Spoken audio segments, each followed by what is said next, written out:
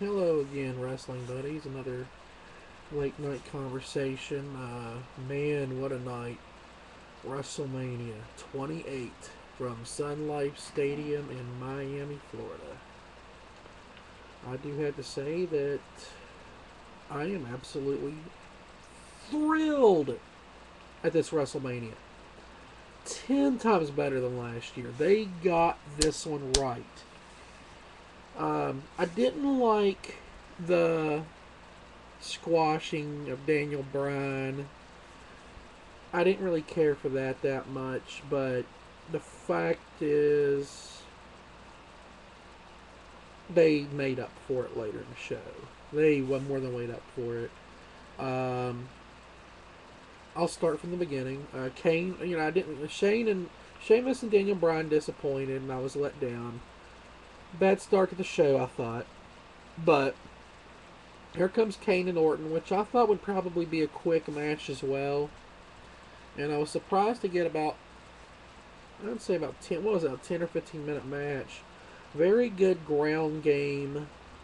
Wasn't no high spots or big thrills about it. It was really old school NWA type match. You could have stuck it in an old Starcade and it would have been a really good brawl. I liked it. It was more than I thought they were going to give me with those two.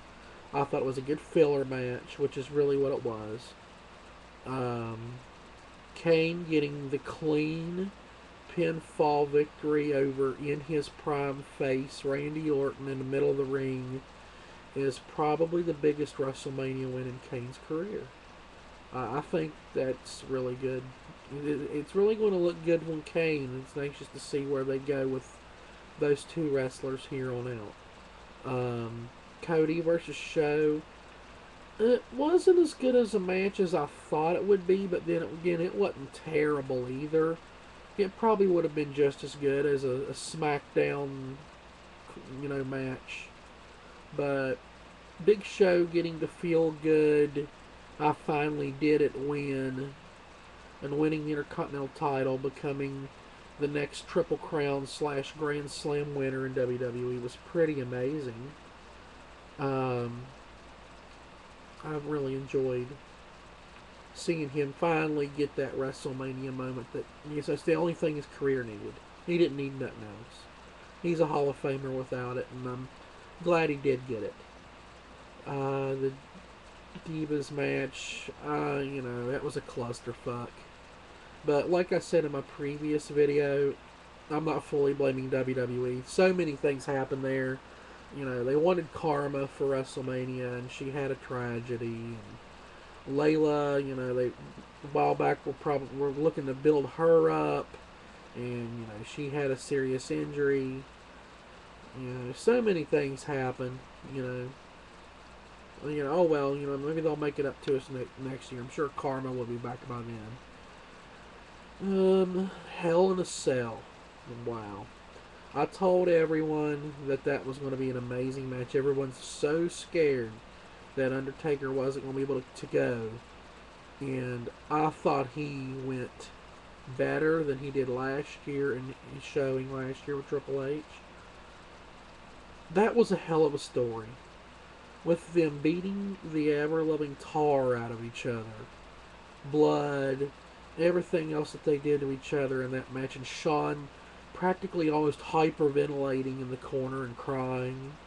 It told a story. It's like he was watching his best friend and his best competitor in the ring literally trying to kill each other just to get that moment of glory. And it was from a character standpoint, it was killing him. And the interaction with all three wrestlers throughout the match was something that I've never seen that. It was, so amazing. And then with Taker soundly in the last 5 minutes of that match, dominating and soundly in the middle of the ring, pinfall 1, 2, 3, getting the win. That was amazing in itself. But to see all three men standing on the stage in a warm embrace, seeing three of my childhood heroes, three men whose careers I have watched develop since the 80s. It was really an emotional moment for me. I teared up for that moment, and it's one I'll never forget. If you probably already noticed, it's my Facebook profile picture. Um, the 12 man was what it was supposed to be. It was a filler between the main events, and it got the crowd, it was basically to keep the crowd kind of warm. You didn't want to get them too crazy, you didn't want to wear them out, but it kept the crowd warm enough. It was an exciting enough match, typical 12-man match. Couple good spots. Santino was funny. I want to take a note that Zack Ryder in that match really stepped up. From a wrestling point of view, an athletic point of view, he looked amazing. Looked amazing. I hope he gets another push soon, because he worked harder than anybody in that match, and Booker T included. And that's all I want to say on that. Punk versus Jericho did not disappoint at all. They gave me everything I wanted. The finish, from start to middle to finish, that was a great match. They did not let down at all. That match could have ended the show. Same goes for Triple H and Undertaker, by the way. Um, yeah, I seriously thought Jericho had it. Many points. Jericho looked like he kicked Punk's ass. I mean, dominated most of the match. I mean, he beat the shit out of Punk. And Punk finally getting the clean tapping victory was pretty important moment for CM Punk and Chris Jericho's career.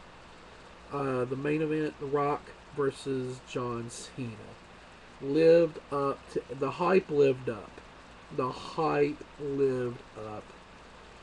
They delivered.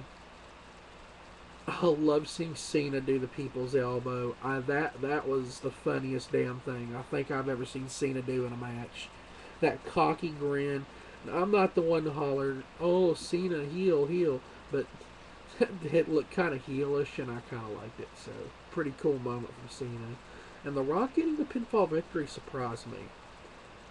I think the reason for it is I think Cena's going to probably get a rematch, SummerSlam or somewhere, maybe even next WrestleMania. I'm pretty sure there's going to be a rematch.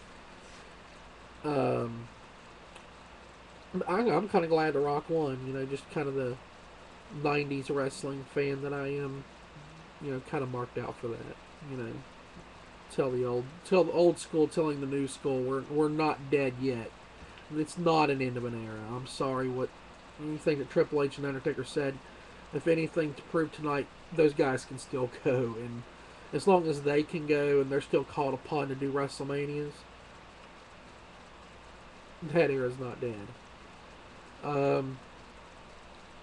All in all, if I had to give tonight's WrestleMania, I'd give it an A-. I felt like the opening could have been better. The Divas match probably could have been handled a little bit better. I think the 12-man match, the placing of it actually might have been a little off. I think I would have had it open instead of Sheamus and Bryan. I don't agree with world title matches opening pay-per-views. They kind of pissed me off a little bit last year when they did Del Rio and Edge like that. But great pay-per-view. I want to give some more thoughts real quick, not WrestleMania related. Big breaking news that WWE has reportedly, not confirmed yet, signed Brock Lesnar to a 1-year deal. I'm not a fan of Brock Lesnar, and any of you know me, you know that I'm not, but that is huge for WWE. He is going to sell next WrestleMania if he's involved, regardless of who the opponent will be. And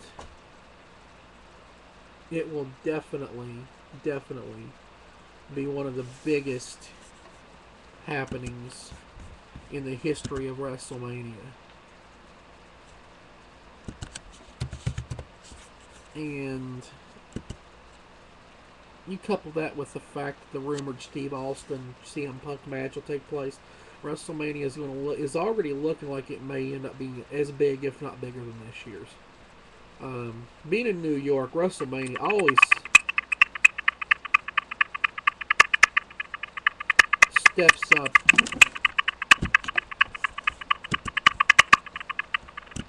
It's a game, and sorry about the sound, guys. It's a little crazy in here. I think that Brock being involved will be a pretty good thing for the company. It'll make a lot of money and it'll sell a lot of tickets.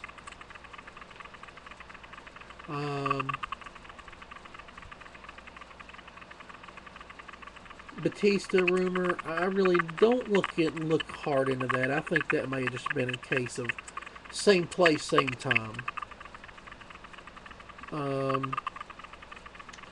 Yeah, I think that's all my thoughts for tonight. I'm pretty tired.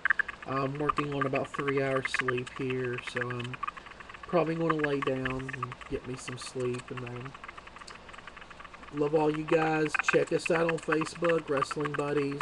We have a group and a page there. Check them both out if you haven't. Check out the website, WrestlingBuddies.net. Up to the minute news, coverage, and information posted around the clock. Love you guys. Hope y'all had fun watching WrestleMania. Peace.